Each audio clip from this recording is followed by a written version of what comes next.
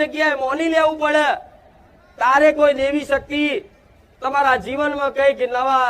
ચમત્કારો કરે, નવા અજવાળા કરે અને તમારું જીવન આનંદમય ભક્તિમય કરે, તમારું પરિવાર સુખી થઈ જાય